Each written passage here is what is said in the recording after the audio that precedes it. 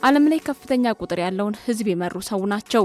እውነትን ከእምነት ጋር አጣምረው የተጓዙበት ብርታትና ጽናት ለዓለም ተርፎ እስልምና በዓለም ተስፋፍቷል። በ23 ዓመት ውስጥ እስልምናን በመላው አረቢያ አዳርሰው ወደ ተቀረው ዓለም የሚጓዝ ሐሳብ የሰበኩ ሰው ናቸው። በ63 ዓመታቸው ከዚህ ዓለም ሲለዩ የአረቡን ዓለም ሙሉ ለሙሉ መቀየር የቻሉ ሰውም ነበሩ።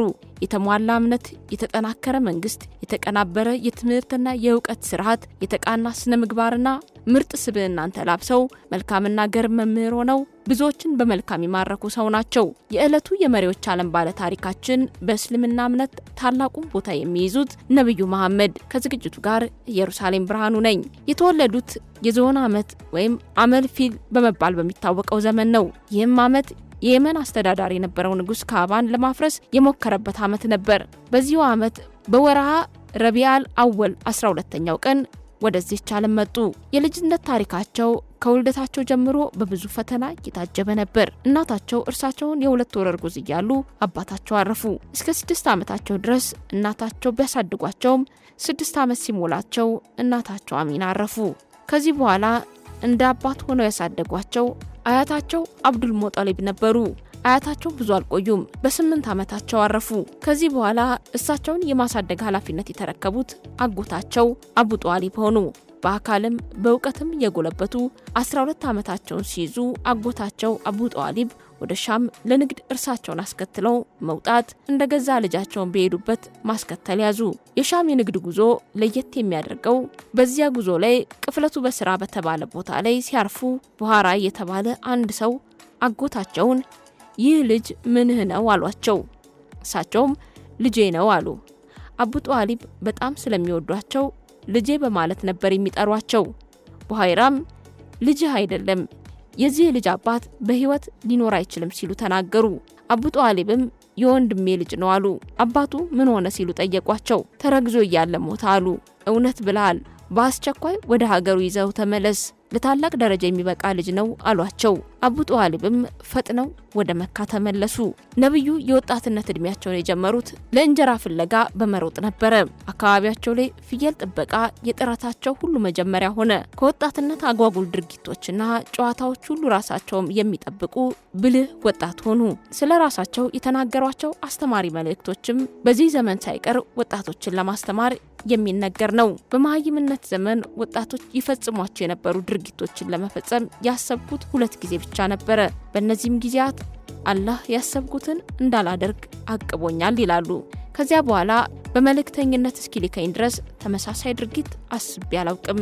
ይኸውም አንድ ቀን ሌሊት በመካ ከፍታማ ቦታዎች ላይ ፍየል አብሮኝ ይጠብቅ የነበረ ልጅ ፍየሌን ጠብቅልኝ፣ ልክ እንደ ወጣቶቹ መካ ውስጥ ስጫወት ልደር አልኩት። ይሁን አለኝ። ወደ መካ ወረድኩ። እዚያ እንደደረስኩ ከአንድ ቤት ውስጥ ዜማ ሰማው።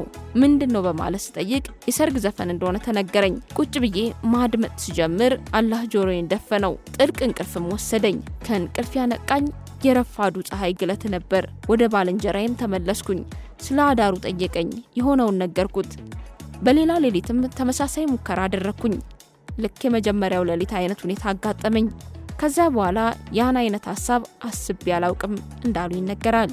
ይህም በወጣትነታቸው በሚያጓጉ ነገሮች ሳይደለሉ ወደ ክፉ ሐሳብ ሳይዘሙ ለፈጣሪ መገዛትን መመኪያ አድርጎ መጓዝ መነሻቸው እንደሆነ የሚያሳይ ነው።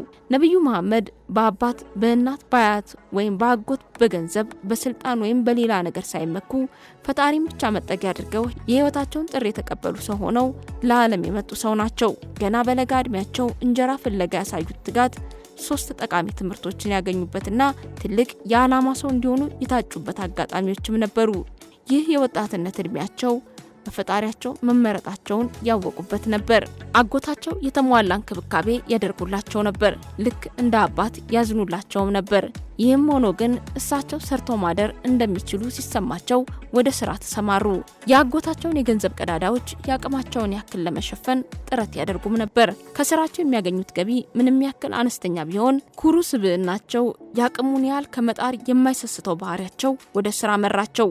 የአጎታቸውን ውለታ ለመመለስና የተግባር ምስጋና ለማድረስ ይህን አደረጉ።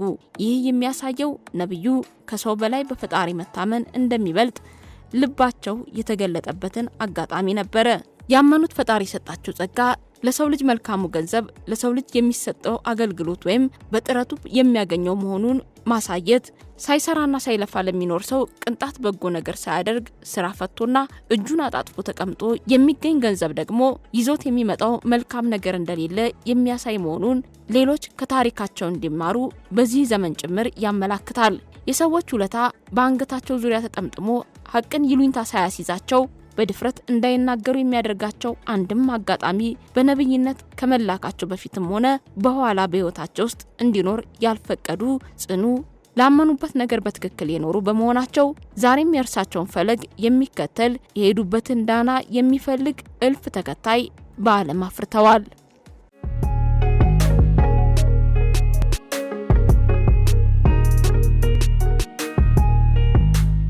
ዓለም ላይ ከፍተኛ ቁጥር ያለውን ህዝብ የመሩ ሰው ናቸው። እውነትን ከእምነት ጋር አጣምረው የተጓዙበት ብርታትና ጽናት ለዓለም ተርፎ እስልምና በዓለም ተስፋፍቷል። በ23 ዓመት ውስጥ እስልምናን በመላው አረቢያ አዳርሰው ወደ ተቀረው ዓለም የሚጓዝ ሐሳብ የሰበኩ ሰው ናቸው። በ63 ዓመታቸው ከዚህ ዓለም ሲለዩ የአረቡን ዓለም ሙሉ ለሙሉ መቀየር የቻሉ ሰውም ነበሩ። የተሟላ እምነት፣ የተጠናከረ መንግስት፣ የተቀናበረ የትምህርትና የእውቀት ስርዓት፣ የተቃና ስነ ምግባርና ምርጥ ስብዕናን ተላብሰው መልካምና ገር መምህር ሆነው ብዙዎችን በመልካም ይማረኩ ሰው ናቸው። የዕለቱ የመሪዎች ዓለም ባለ ታሪካችን በእስልምና እምነት ታላቁን ቦታ የሚይዙት ነብዩ መሐመድ ከዝግጅቱ ጋር ኢየሩሳሌም ብርሃኑ ነኝ። የተወለዱት የዞን ዓመት ወይም አመል ፊል በመባል በሚታወቀው ዘመን ነው። ይህም ዓመት የየመን አስተዳዳሪ የነበረው ንጉስ ካዕባን ለማፍረስ የሞከረበት ዓመት ነበር። በዚሁ ዓመት በወርሃ ረቢዓል አወል 12ኛው ቀን ወደዚህ ዓለም መጡ። የልጅነት ታሪካቸው ከውልደታቸው ጀምሮ በብዙ ፈተና የታጀበ ነበር። እናታቸው እርሳቸውን የ2 ወር እርጉዝ እያሉ አባታቸው አረፉ። እስከ 6 ዓመታቸው ድረስ እናታቸው ቢያሳድጓቸውም 6 ዓመት ሲሞላቸው እናታቸው አሚና አረፉ። ከዚህ በኋላ እንደ አባት ሆነው ያሳደጓቸው አያታቸው አብዱል ሞጣሊብ ነበሩ። አያታቸው ብዙ አልቆዩም፣ በ8 ዓመታቸው አረፉ። ከዚህ በኋላ እሳቸውን የማሳደግ ኃላፊነት የተረከቡት አጎታቸው አቡ ጧሊብ ሆኑ። በአካልም በእውቀትም የጎለበቱ 12 ዓመታቸውን ሲይዙ አጎታቸው አቡ ጧሊብ ወደ ሻም ለንግድ እርሳቸውን አስከትለው መውጣት እንደገዛ ልጃቸውን በሄዱበት ማስከተል ያዙ። የሻም የንግድ ጉዞ ለየት የሚያደርገው በዚያ ጉዞ ላይ ቅፍለቱ በስራ በተባለ ቦታ ላይ ሲያርፉ ቡሃራ የተባለ አንድ ሰው አጎታቸውን ይህ ልጅ ምንህ ነው አሏቸው። እሳቸውም ልጄ ነው አሉ። አቡ ጧሊብ በጣም ስለሚወዷቸው ልጄ በማለት ነበር የሚጠሯቸው። ቡሃይራም ልጅህ አይደለም፣ የዚህ ልጅ አባት በህይወት ሊኖር አይችልም ሲሉ ተናገሩ። አቡ ጧሊብም የወንድሜ ልጅ ነው አሉ። አባቱ ምን ሆነ ሲሉ ጠየቋቸው። ተረግዞ እያለ ሞተ አሉ። እውነት ብለሃል፣ በአስቸኳይ ወደ ሀገሩ ይዘው ተመለስ፣ ለታላቅ ደረጃ የሚበቃ ልጅ ነው አሏቸው። አቡ ጧሊብም ፈጥነው ወደ መካ ተመለሱ። ነብዩ የወጣትነት እድሜያቸውን የጀመሩት ለእንጀራ ፍለጋ በመሮጥ ነበረ። አካባቢያቸው ላይ ፍየል ጥበቃ የጥረታቸው ሁሉ መጀመሪያ ሆነ። ከወጣትነት አጓጉል ድርጊቶችና ጨዋታዎች ሁሉ ራሳቸውም የሚጠብቁ ብልህ ወጣት ሆኑ። ስለ ራሳቸው የተናገሯቸው አስተማሪ መልእክቶችም በዚህ ዘመን ሳይቀር ወጣቶችን ለማስተማር የሚነገር ነው። በመሃይምነት ዘመን ወጣቶች ይፈጽሟቸው የነበሩ ድርጊቶችን ለመፈጸም ያሰብኩት 2 ጊዜ ብቻ ነበረ። በእነዚህም ጊዜያት አላህ ያሰብኩትን እንዳላደርግ አቅቦኛል ይላሉ። ከዚያ በኋላ በመልእክተኝነት እስኪልከኝ ድረስ ተመሳሳይ ድርጊት አስቤ አላውቅም። ይኸውም አንድ ቀን ሌሊት በመካ ከፍታማ ቦታዎች ላይ ፍየል አብሮኝ ይጠብቅ የነበረ ልጅ ፍየሌን ጠብቅልኝ፣ ልክ እንደ ወጣቶቹ መካ ውስጥ ስጫወት ልደር አልኩት። ይሁን አለኝ። ወደ መካ ወረድኩ። እዚያ እንደደረስኩ ከአንድ ቤት ውስጥ ዜማ ሰማው። ምንድነው በማለት ስጠይቅ የሰርግ ዘፈን እንደሆነ ተነገረኝ። ቁጭ ብዬ ማድመጥ ስጀምር አላህ ጆሮዬን ደፈነው። ጥልቅ እንቅልፍም ወሰደኝ። ከእንቅልፍ ያነቃኝ የረፋዱ ፀሐይ ግለት ነበር። ወደ ባልንጀራዬም ተመለስኩኝ። ስለ አዳሩ ጠየቀኝ። የሆነውን ነገርኩት። በሌላ ሌሊትም ተመሳሳይ ሙከራ አደረኩኝ። ልክ የመጀመሪያው ሌሊት አይነት ሁኔታ አጋጠመኝ። ከዛ በኋላ ያን አይነት ሐሳብ አስቤ አላውቅም እንዳሉ ይነገራል።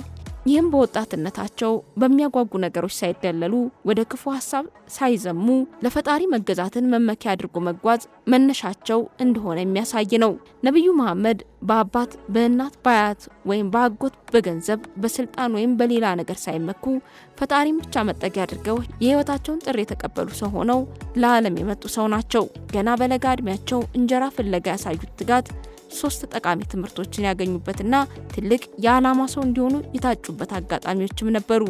ይህ የወጣትነት እድሜያቸው በፈጣሪያቸው መመረጣቸውን ያወቁበት ነበር። አጎታቸው የተሟላ እንክብካቤ ያደርጉላቸው ነበር። ልክ እንደ አባት ያዝኑላቸውም ነበር። ይህም ሆኖ ግን እሳቸው ሰርተው ማደር እንደሚችሉ ሲሰማቸው ወደ ስራ ተሰማሩ።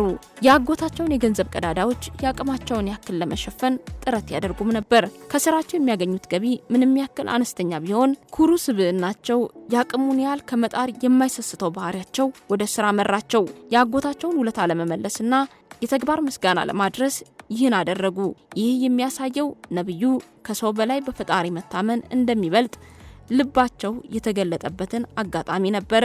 ያመኑት ፈጣሪ የሰጣቸው ጸጋ ለሰው ልጅ መልካሙ ገንዘብ ለሰው ልጅ የሚሰጠው አገልግሎት ወይም በጥረቱ የሚያገኘው መሆኑን ማሳየት፣ ሳይሰራና ሳይለፋ ለሚኖር ሰው ቅንጣት በጎ ነገር ሳያደርግ ስራ ፈቶና እጁን አጣጥፎ ተቀምጦ የሚገኝ ገንዘብ ደግሞ ይዞት የሚመጣው መልካም ነገር እንደሌለ የሚያሳይ መሆኑን ሌሎች ከታሪካቸው እንዲማሩ በዚህ ዘመን ጭምር ያመላክታል። የሰዎች ውለታ በአንገታቸው ዙሪያ ተጠምጥሞ ሐቅን ይሉኝታ ሳያስይዛቸው በድፍረት እንዳይናገሩ የሚያደርጋቸው አንድም አጋጣሚ በነብይነት ከመላካቸው በፊትም ሆነ በኋላ በህይወታቸው ውስጥ እንዲኖር ያልፈቀዱ ጽኑ፣ ላመኑበት ነገር በትክክል የኖሩ በመሆናቸው ዛሬም የእርሳቸውን ፈለግ የሚከተል የሄዱበትን ዳና የሚፈልግ እልፍ ተከታይ በዓለም አፍርተዋል።